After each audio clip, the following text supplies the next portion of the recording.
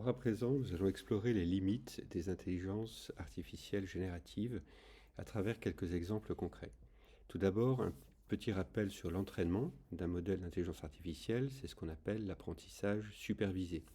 On donne au modèle énormément de quantité de données et puis il va apprendre à réaliser une tâche, comme par exemple générer du texte pour un modèle de langage. Mais ce qu'il faut bien comprendre, c'est que cet entraînement a une fin et qu'à un moment donné, on va s'arrêter de l'entraîner pour commencer à pouvoir l'interroger sur tout ce qu'il a appris. La conséquence, c'est qu'à partir de ce moment-là, il ne va plus rien apprendre et qu'il va donc être limité dans sa capacité à répondre de manière précise et pertinente. Vous allez voir, c'est très instructif. On va passer sur ChatGPT et on va par exemple lui demander, pour commencer, jusqu'à quelle date il a été entraîné. Alors, est-ce que ChatGPT a conscience ou connaît cette information? Vraisemblablement oui.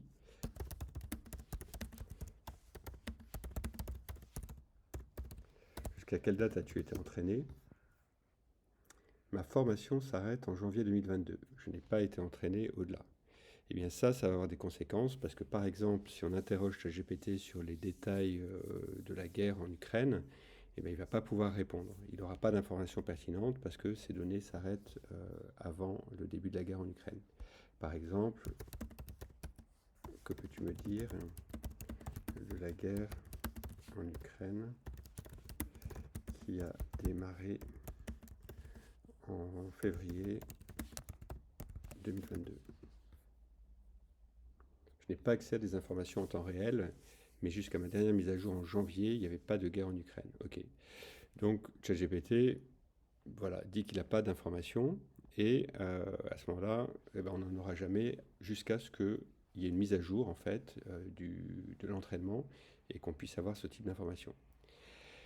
L'autre limite, c'est qu'on ne peut pas non plus apprendre et éduquer et entraîner ChatGPT nous-mêmes. On ne va pas pouvoir, par exemple, lui dire il s'est passé tel événement à telle date et maintenant retiens-le pour pouvoir me le restituer plus tard. Par exemple, si on lui parle du record de température qui a eu lieu en juillet 2023, on va chercher sur Google pour avoir un petit peu plus d'infos.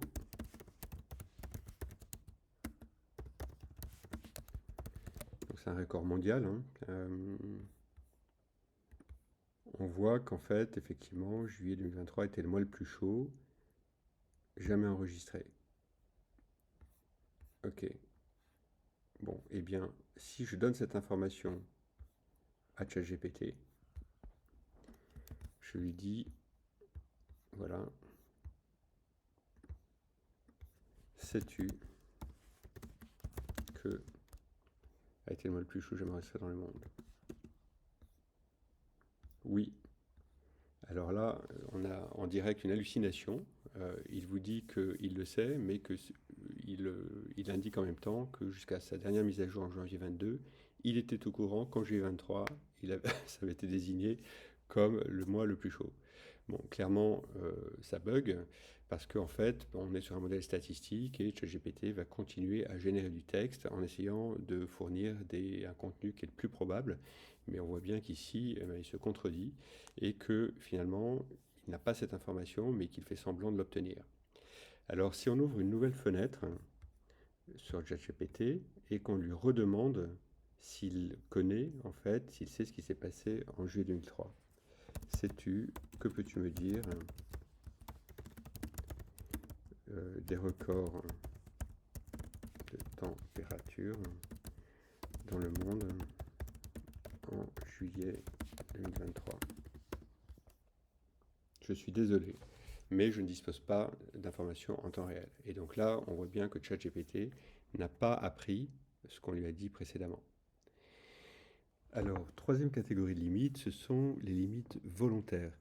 Les limites volontaires, ce sont des choses que les IA ont été programmées à ne pas faire. Par exemple, si j'essaie de demander à ChatGPT de m'apprendre à braquer une banque, voyons ce qu'il nous répond.